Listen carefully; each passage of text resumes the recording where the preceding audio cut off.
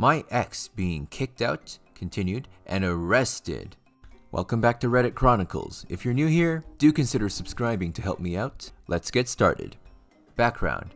Me and my ex had been together for just about a year, and had decided to move in together for most of the recent semester of university, when we began to have a lot of fights, and were on rocky terms for a little while. In this time, she would take advantage of my insecurities and my kindness, just so that she could get more attention, while not giving any back to me. Most of our conversations at this point were apologetic or trying to fix these problems, or so I thought. Whenever I tried to talk to her in person, she would just get hyper defensive and too emotional to deal with the facts that I was telling her. Thus, she would leave and message me over Discord/Snapchat, saying these horrible things to me, only meant to tear me down, adding in a few, maybe we should break up for good measure. One night, I had had enough, and said that it would be best to take a break to try and figure out, from a third-person perspective, what was wrong in our relationship. She took this as breaking up. Not 2 days later, she had brought someone else over to our apartment to screw. This decimated me, leading me to have a mental and emotional breakdown while they were having sex in the other room. I had mutual friends get me out of our place for the night, where I explained our situation to them. They hated her for what she had done to me, and all of them cut contact with her right on the spot, which I later found out was a major hit to her ego, but that's not even the best part. Then the guy she screwed came to me and apologized for what had happened. He explained he felt bad for what he did, and that he was told we had been separate for 2 weeks and was doing that the whole time, and that her wanting to screw him was the reason for her last breakup before me. And he came to tell me because she's now going to screw his friend. Of course, rage ensues, but for some reason, not towards him. But a plan did pop into my head. College student apartments, at least around here, all sign in mid-February, and I took my chance. I gathered a group of 4 of her once friends, and we all signed the lease together, kicking her out of the apartment entirely. She has until the end of the month to find somewhere else to live. So I got out of this toxic relationship with all her friends, and I kicked her out of her own apartment. So I hope that deed tasted nice. Oh, and screwed her best friend. This is all from my last post about 2 weeks ago. After getting her off the lease, she tried to get a replacement for the time she still had there, subleasing her room in the apartment, which is strictly not allowed in the contract we signed at the beginning of last year. By this point, she had gone full psycho, threatening people in our apartment, including herself, to the point where a roommate called for a wellness check on her. Mentally abusing other roommates, and all around was horrible.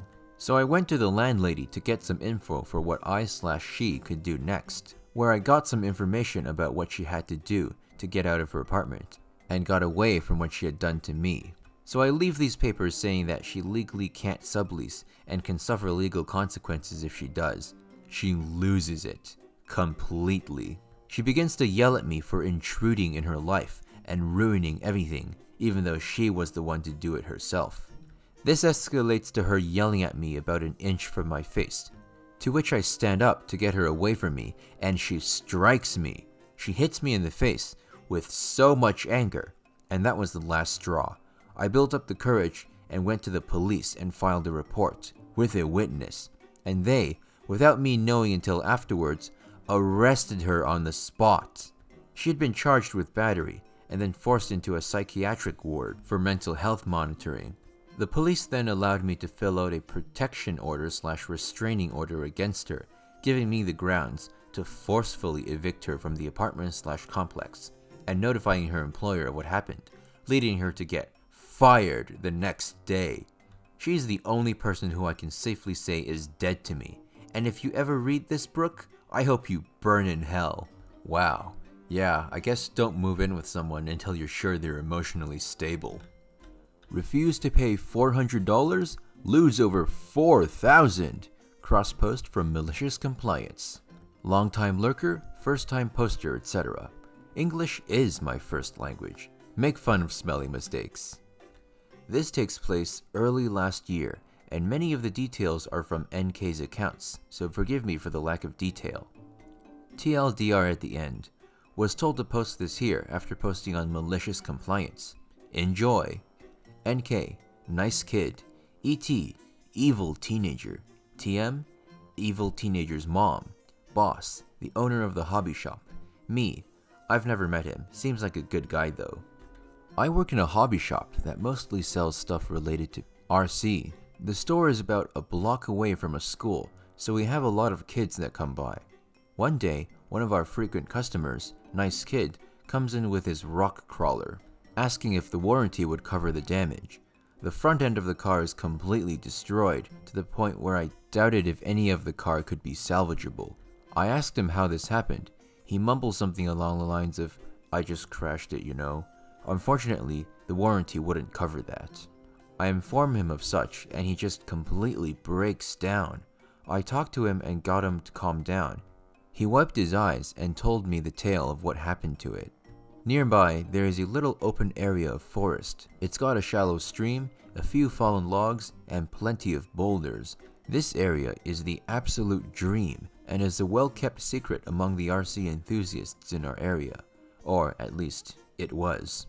Nice Kid had been having some trouble in school with a group of bullies. The day prior, Nice Kid had gone out to the woods, and unbeknownst to him, he was followed by the ringleader of the bully group, Evil Teenager. Nice Kid was minding his own business when Evil Teenager came running into the clearing and smashed the car a few times with a baseball bat. Now, the car Nice Kid had was really nice. I mean, really nice. If I remember correctly, it was the 6x6 Beast from RC4WD. This car costs around $400, and with the modifications Nice Kid made, it was easily worth something in the 1K range. He'd been saving for years to be able to afford it, which was why he had the warranty in the first place. I told Nice Kid to wait there, and I went up to talk with the boss. My boss had been into the hobby since he was about 10, and completely understood Nice Kid's situation, but we couldn't cover the cost alone. I then had a bright idea. What if we contacted Evil Teenager's parents? We could get them to cover half, and we could cover the rest. Evil Teenager came in sometimes to buy spray paint, and had tried to steal some a few times, so we had his parents' phone number on file. I called them up, and explained to his parent what happened. She was completely understanding, and said she would bring Evil Teenager over to discuss this later in the afternoon. They arrived shortly after, and I bring them into the back, where I have my manager and Nice Kid sitting at a table. I explain the situation, and the ensuing conversation goes something like this. Me: "I'm sorry to have to bring you into this, ma'am, but your son damaged Nice Kid's car pretty badly, and we need you to cover some of the cost." Teenager's mom: "I completely understand. I'm sure Evil Teenager didn't mean to do that, but I'm willing to help reimburse the cost." I ignored the comment about Evil Teenager and continued. "So I've got the receipts for Nice Kid's purchases of the parts damaged, and we need you to cover about $400 worth of parts. Does that sound reasonable?" "I didn't damage it that bad." "That's impossible. I can get an RC car like that at Walmart for $50. "Yes, but this sort of thing is much higher quality, and we have grants to ask you for the full price of the vehicle. We're being extremely generous by only asking for $400. We have proof of the cost if you like." "I'm not paying that. Take $20 and I'm leaving." "Ma'am, we can take this to small claims court if need be." "Well, now I'm not paying anything. Just replace it and I'll be on my way." And with that, Teenager's mom and her hell child left. My boss got in contact with a lawyer and talked with him about it. He was told that without concrete evidence of Evil Teenager damaging the car, we didn't have a leg to stand on. So boss and I hatched a plan. We informed Nice Kid of our plan. He got a huge grin on his face and offered to help. We have lots of spare parts around, and Nice Kid had an extra body for the Beast. We take an old chassis, extend it with some plywood, and mount the body to it. We slap on some cheap electronics, hardware, and importantly, a GoPro and a can of spray paint. We then got into contact with some of the other kids that regularly come to the shop, and it's made clear that Evil Teenager doing this was not an isolated incident. We discovered that he even did this to adults. Perfect. Nice Kid enters the woods to set the trap.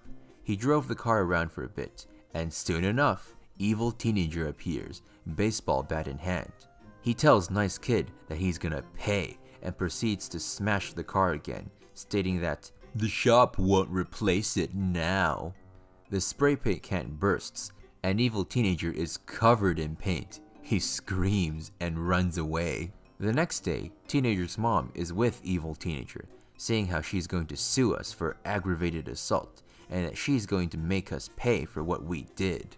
So we took it to court. We now had evidence that evil teenager smashes other people's RC cars, and we even managed to get testimonials from a few of the people that evil teenagers had done this to before. Teenager's mom tried to use the spray paint trap as something like intentional assault, but she had no foot to stand on, and the judge ruled that it was self-defense. The case was ruled in our favor, and teenager's mom was forced to pay about $1,200 for the cost of the car and damages.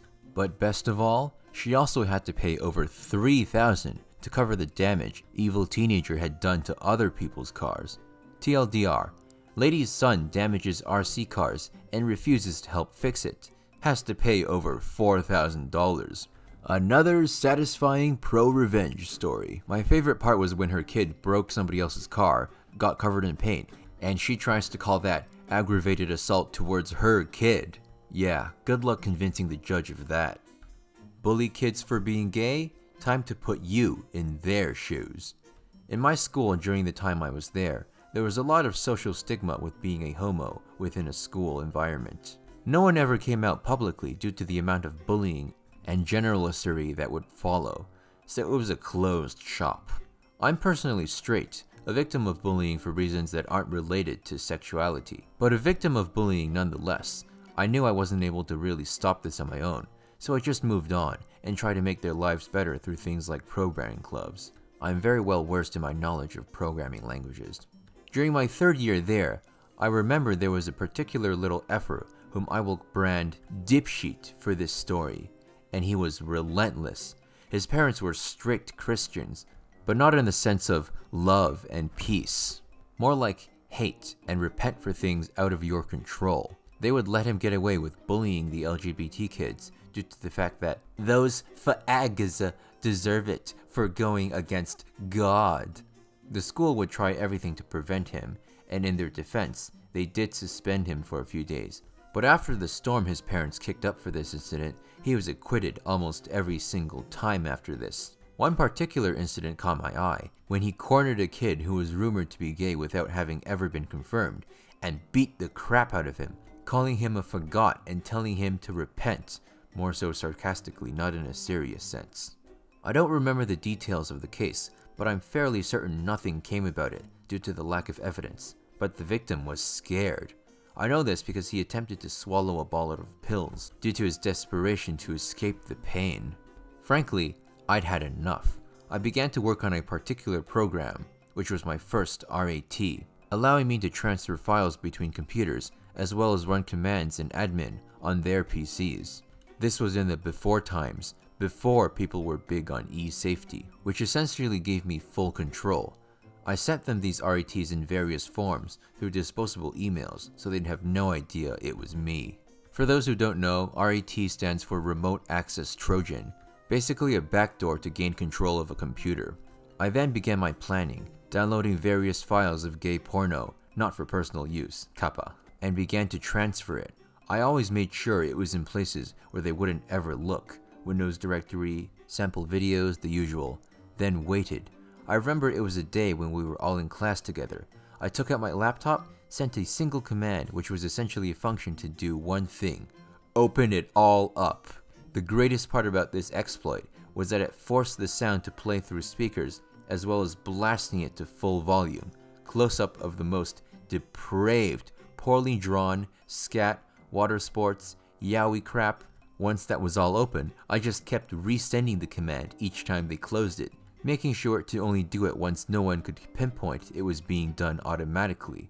Obviously, the school informed his parents, and as strict Christians who remember, hate, and repent, were absolutely effing furious. If I recall correctly, they disowned him, and the local Christian community exiled him from the church, refusing to allow him back in, Without his parents, he had to live with his equally but more accepting and less wealthy aunt and uncle who constantly berated him for being gay despite his protests.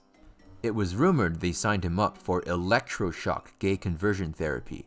At school, he felt the storm these kids felt as well, being called gay, beatings left and right. Due to this, he didn't pass any of his exams and as such was stuck at a dead-end job for 2 years of his life. Due to the events in his life until this point, he took up alcohol as a depressant for the pain, and as such was swiftly fired from his job, for his ethanol-induced escapades. I'm not very sure where he is now, but I know that wherever he goes, he won't bully anyone ever again, and that is the branding I was looking for. TLDR, dipshit, you're gay, me, no you. Edit. Most people think I went too far. My intention wasn't really to punish him, more so to show him what it was like. Whether or not that lasted to this day, I don't know, but I never saw him bully anyone ever again. Well, what do you guys think?